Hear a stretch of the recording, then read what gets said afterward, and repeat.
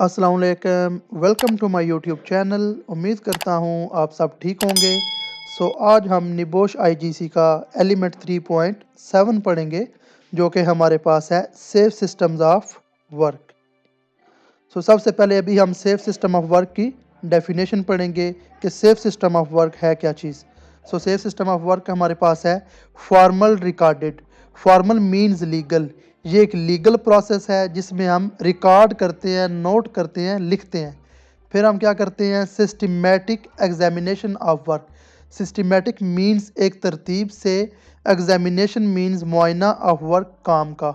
एक तरतीब से हम काम का मुआयना करते हैं। जो भी हमने एक्टिविटी परफॉर्म करनी है उसका हम एक तरतीब से मुआयना करते हैं।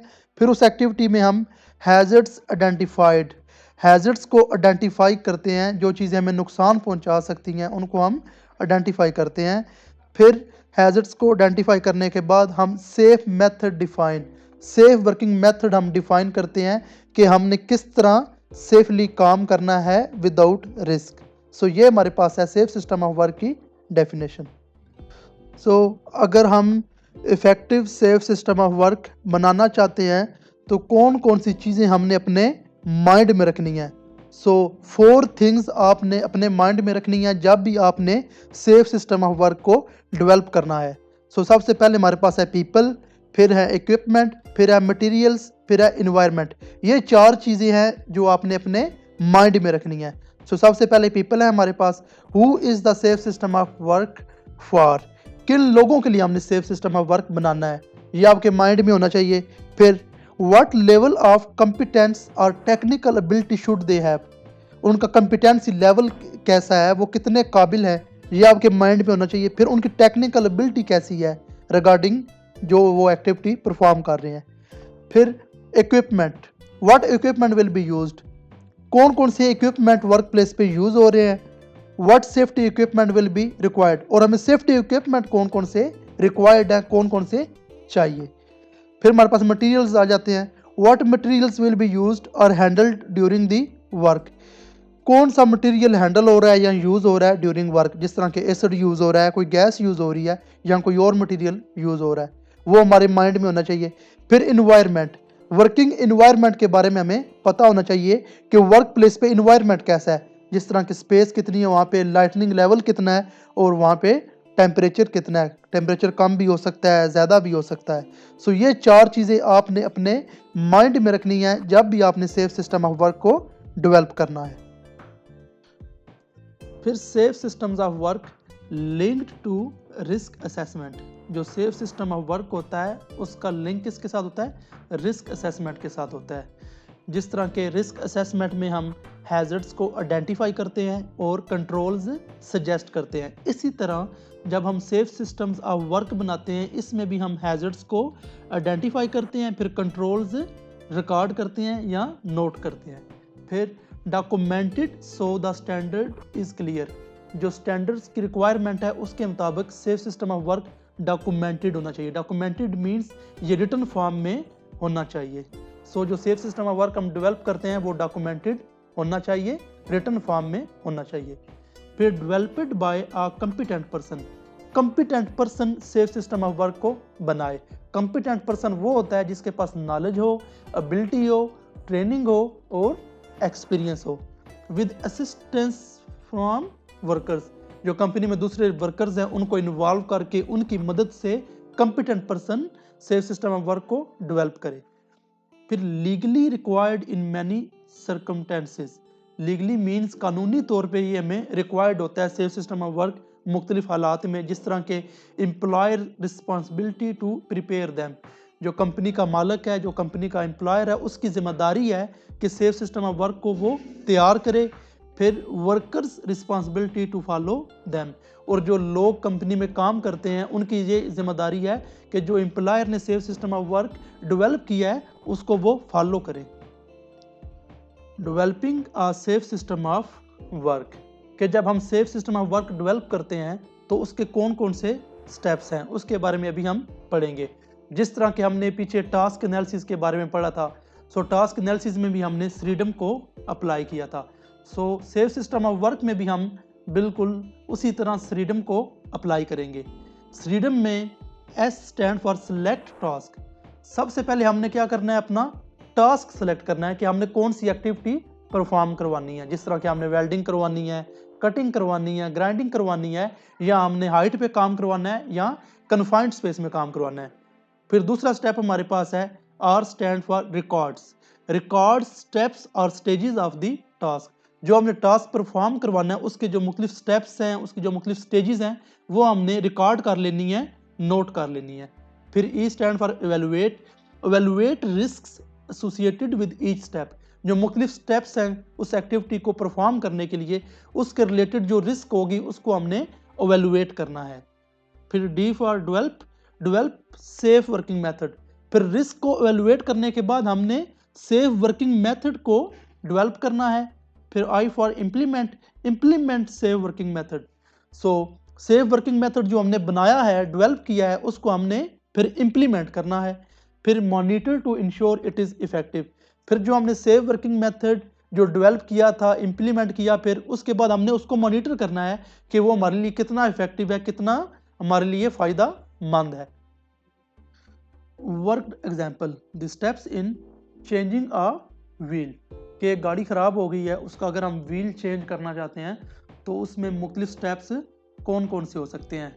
जिस तरह के सेफ सिस्टम ऑफ वर्क बनाने के लिए हम फ्रीडम अप्लाई करते हैं तो उसमें मुख्तलिफ हमने स्टेजेस नोट करनी होती हैं जो भी हमने टास्क परफॉर्म करना होता है। सो अगर चेंजिंग व्हील पे हम फ्रीडम अप्लाई करें तो हमारा टास्क क्या है, सबसे पहले हमने टास्क सेलेक्ट करना होता है। सो हमारा टास्क है चेंजिंग अ व्हील। फिर दूसरा स्टेप होता है, हमने जो स्टेप्स होते हैं वो रिकॉर्ड करने होते हैं या स्टेजेस रिकॉर्ड करनी होती हैं। सो अगर हम व्हील को चेंज करना चाहते हैं तो फर्स्ट स्टेप हमारा क्या होगा, park the car in a safe location. जो कार होगी उसको हम पार्क करेंगे सेफ लोकेशन में। फिर स्टेप 2 में रिमूव इक्विपमेंट फ्रॉम बूट। जो गाड़ी के पिछली साइड पे डिग्गी होती है उसमें से हम इक्विपमेंट रिमूव करेंगे, बाहर निकालेंगे। फिर स्टेप 3 में लूजन व्हील नट्स। जो व्हील नट्स होंगे उनको हम लूज करेंगे। फिर स्टेप 4 में जैकअप कार। फिर स्टेप 5 में रिमूव व्हील नट्स। व्हील के जो नट्स हैं वो हम रिमूव करेंगे। फिर स्टेप 6 में replace wheel and wheel nuts. Wheel को रिप्लेस कर देंगे या न्यू व्हील लगा देंगे। फिर उसके एंड व्हील नट्स या व्हील नट्स भी हम रिप्लेस कर देंगे। फिर स्टेप 7 में लोअर कार रिमूव जैक। जो जैक हमने लगाया है वो उसको रिमूव करके कार को हम नीचे ले आएंगे। फिर स्टेप 8 में टाइटन व्हील नट्स। जो व्हील नट्स हैं उसको हम क्या करेंगे, टाइट करेंगे। और फिर स्टेप 9 में रिप्लेस इक्विपमेंट इन बूट। जो हमने इक्विपमेंट जो रिप्लेस किया है उसको हम गाड़ी की जो पिछली साइड है डिग्गी होती है उसमें हम रख देंगे। सो ये मुख्तलिफ स्टेप्स हैं चेंजिंग अ व्हील में। सो ये हमारे 2 स्टेप कंप्लीट हो गए हैं। जिस तरह के फ्रीडम में सिलेक्ट द टास्क, टास्क हमारा था चेंजिंग अ व्हील। फिर दूसरे स्टेप में हमने स्टेजेस रिकॉर्ड करनी होती हैं। सो ये हमने स्टेजेस रिकॉर्ड कर ली। फिर हमने क्या करना होता है, for each step first identify the hazard. जो मुख्तलिफ स्टेप्स होते हैं हर स्टेप के हमने हैजर्ड्स आइडेंटिफाई करने हैं। फिर then identify the controls. Hazards को आइडेंटिफाई करने के बाद हमने कंट्रोल्स सजेस्ट करने होते हैं। सो जिस तरह के स्टेप 1 हमारा था चेंजिंग व्हील माइट हैव, कि अगर हम व्हील को चेंज करना चाहते हैं तो उसके कौन कौन से हैजर्ड हो सकते हैं। सो अगर हम व्हील को चेंज करना चाहते हैं तो ट्रैफिक सबसे बड़ा हैजर्ड है हमारे लिए, क्योंकि रोड पे गाड़ी का व्हील ख़राब हो गया है तो वहाँ पे ट्रैफिक सबसे बड़ा हैजर्ड होगा। फिर रिस्क ऑफ वायोलेंस। वायोलेंस हमारे लिए बहुत बड़ा हैजर्ड है। वहाँ वायोलेंस मीन्स तशद्दुद, कोई आप पे तशद्दुद कर सकता है, हमला कर सकता है आप पे। फिर इसके कंट्रोल्स क्या हैं, select location of road if possible. Road के ऊपर नई गाड़ी को ठीक करने लग जाना। जो लोकेशन सेलेक्ट करनी है वो ऑफ रोड, रोड से नीचे कोई जगह ढूंढनी है, वहाँ पे गाड़ी को पार्क करना है। फिर use hazards light. Hazards light आपने यूज़ करनी है ताकि दूसरों को पता चल जाए कि आगे कोई गाड़ी को मसला है या गाड़ी ख़राब हो गई है।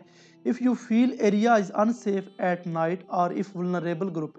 अगर आप वल्नरेबल ग्रुप में हैं, जिस तरह की आपकी एज 18 प्लस है या आप डिसेबल्ड हैं, तो फिर आप वल्नरेबल ग्रुप में आते हैं। या अगर आप समझते हैं कि एरिया जो है वो अनसेफ है या रात का टाइम है, तो फिर आपने गाड़ी के अंदर ही रहना है। स्टे इन कार, आपने अपनी गाड़ी के अंदर रहना है। रिकवरी जो सर्विस होगी वहाँ पे रोड पे, उनको आपने कॉल कर देनी है। जिस तरह के मोटरवे पुलिस होती है या मुख्तलिफ सर्विसेज होती हैं, उनको आपने इन्फॉर्म कर देना है। Group exercise, suggest hazards and controls for each step of the work, example changing a wheel. जिस तरह के चेंजिंग अ व्हील का जो फर्स्ट स्टेप था उसके मैंने आपको हैजर्ड्स और कंट्रोल्स बताए थे, इसी तरह जो उसके अगले स्टेप हैं उसके आपने हैजर्ड्स और कंट्रोल्स सजेस्ट करने हैं। सो ये एक्टिविटी आपने खुद परफॉर्म करनी है। फिर हमारे पास है introducing controls and formulating procedures. Often most difficult stage, ये बहुत मुश्किल मरला होता है, क्योंकि जो हम कंपनी में न्यू कंट्रोल इम्प्लीमेंट करना चाहते हैं या कोई न्यू प्रोसीजर बनाना चाहते हैं, हो सकता है जो कंपनी में मुख्तलिफ वर्कर्स हैं उनको इन कंट्रोल्स और प्रोसीजर्स के बारे में पता ही ना हो।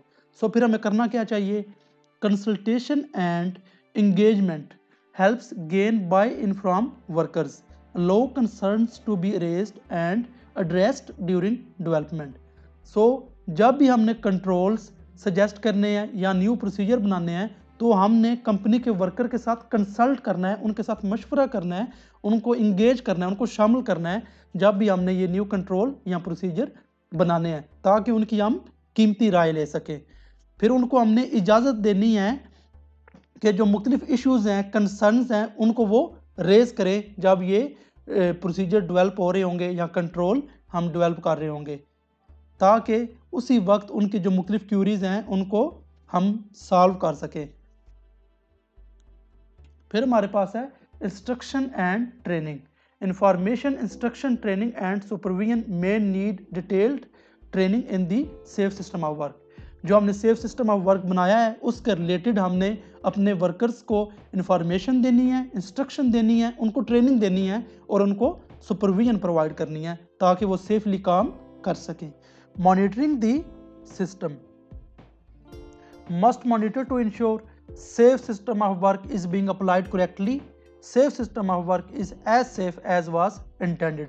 हमने अपने पूरे सिस्टम को मॉनिटर करना है कि जो हमने सेफ सिस्टम ऑफ वर्क अपने सिस्टम में अप्लाई किया है क्या वो हमने करेक्टली अप्लाई किया है या नहीं किया।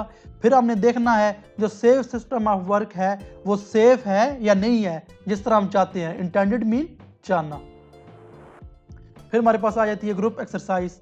आपने फ्रीडम लगाना है मुख्तलिफ एक्टिविटीज़ पे, जिस तरह के making a cup of T, making a batch of cement with cement mixture, painting a ceiling. ये मुख्तलिफ एक्टिविटीज़ पे आपने फ्रीडम अप्लाई करना है, मीन्स के टास्क एनालिसिस आपने करना है, ये आपने खुद एक्टिविटी परफॉर्म करनी है। सो यहाँ पे हमारा safe system of work complete हो गया है। फिर हमारे पास है element 3.8 permit to work system. So permit to work system की डेफिनेशन क्या है हमारे पास? A formal documented safety procedure forming part of a safe system of work. ये फॉर्मल प्रोसेस होता है, मीन्स कि ये लीगल प्रोसेस होता है।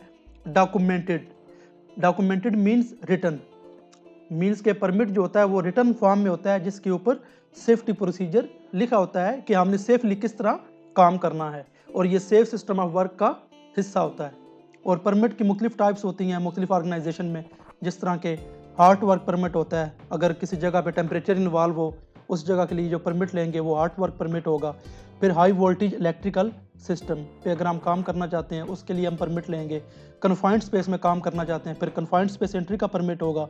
फिर अगर ऑपरेशनल पाइपलाइंस पे अगर हम काम करवाना चाहते हैं तो फिर हमने ऑपरेशनल पाइपलाइंस के रिलेटेड ही परमिट लेना है। फिर अगर हम एक्सकवेशन करवाना चाहते हैं फिर एक्सकवेशन का परमिट होगा। Excavation near buried services, buried services means कि ज़मीन में जो सर्विसेज होती है मुख्तलिफ, जिस तरह के पानी की पाइपलाइंस होती हैं या कोई इलेक्ट्रिसिटी की होती हैं, तो उनके लिए उनके नज़दीक अगर हम एक्सकवेशन करवाना चाहते हैं, खुदाई करवाना चाहते हैं, उसका भी हम परमिट लेंगे।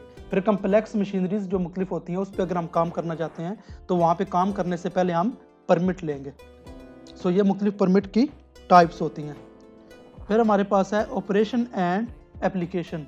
जो बंदा परमिट को इशू करेगा उसे हम इशूअर कहते हैं और जो बंदा परमिट को रिसीव करेगा उसे हम रिसीवर कहते हैं या रिसिप्ट कहते हैं। सो जो बंदा परमिट को इशू करेगा वो परमिट के ऊपर क्या क्या चीज़ें फिल करेगा?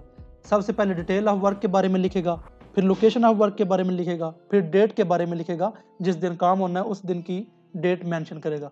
फिर टाइम ड्यूरेशन, कितनी ड्यूरेशन के लिए काम होगा वो परमिट के ऊपर मेंशन करेगा। फिर हैजर्ड्स, आइसोलेशन कंट्रोल्स के बारे में मेंशन करेगा। फिर पीपीज के बारे में मेंशन करेगा, जो हमें PPs personal protection equipment required होंगे ड्यूरिंग वर्क, उनके बारे में परमिट के ऊपर मेंशन करेगा। फिर परमिट पे सबसे नीचे फिर इशूअर के सिग्नेचर होंगे और उसका नेम होगा जो परमिट को इशू कर रहा है। फिर रिसिप्ट आ जाता है हमारे पास name and signature of person receiving permit. जो बंदा परमिट को रिसीव करेगा उसके नीचे उसका नाम होगा और उसके सिग्नेचर होंगे। फिर वो परमिट को रिसीव कर लेगा और फिर वो काम को स्टार्ट करवा सकता है। फिर हमारे पास है clearance return to service. Permit signed back to confirm work is finished. कि परमिट जो होता है जब काम कंप्लीट हो जाता है, परमिट के ऊपर साइन किए जाते हैं कि काम कंप्लीट हो जाता है, एरिया को क्लियर कर दिया जाए। फिर हमारे पास कैंसिलेशन आ जाता है, permit sign to accept area back under normal operation. जब काम बिल्कुल मुकम्मल हो जाता है, परमिट को फिर कैंसिल कर दिया जाता है, परमिट के ऊपर सिग्नेचर कर दिए जाते हैं और फिर जो एरिया होता है उसको नॉर्मल ऑपरेशन में लाया जाता है। जिस तरह के काम जब हम करवा रहे होंगे, हमने एरिया बैरिगेट किया होगा, सेफ्टी साइन पुट किए होंगे या इलेक्ट्रिकल आइसोलेशन की होगी, वो सारी चीज़ें हम रिमूव कर देंगे, आइसोलेशन भी रिमूव कर देंगे, एरिया जो हमने बैरिगेट किया हुआ था, जो बैरिगेशन होगी उसको भी रिमूव कर देंगे, सेफ्टी साइंस को भी रिमूव कर देंगे ताकि एरिया नॉर्मल ऑपरेशन में आ जाए। फिर हम परमिट को क्या कर देंगे, कैंसिल कर देंगे क्योंकि हमारा काम कंप्लीट हो गया। फिर हमारे पास है एक्सटेंशन इफ नेसेसरी। हम परमिट को एक्सटेंड भी करवा सकते हैं अगर ज़रूरी हो, क्योंकि परमिट जो होता है वो एक शिफ्ट के लिए इशू किया जाता है। एक शिफ्ट 8 घंटे की भी हो सकती है, 12 घंटे की भी हो सकती है। मुख्तलिफ ऑर्गेनाइजेशन में मुख्तलिफ शिफ्ट पैटर्न होता है। सो परमिट बेसिकली 8 घंटे के लिए इशू किया जाता है। अगर 8 घंटे में काम कंप्लीट ना हो तो फिर हम अगली शिफ्ट के लिए परमिट को एक्सटेंड करवा सकते हैं। जो एक्सटेंशन रूल्स होते हैं वो मुख्तलिफ ऑर्गेनाइजेशन पे डिपेंड करते हैं। सो यहाँ पे हमारा लेक्चर कंप्लीट हो गया है। किसी भी पॉइंट की अगर आपको समझ नहीं आई, आप कमेंट सेक्शन में मुझसे पूछ सकते हैं। So kindly friends, subscribe my YouTube channel and press the bell icon ताकि आने वाली हर वीडियो आप तक पहुँचती रहे। शुक्रिया।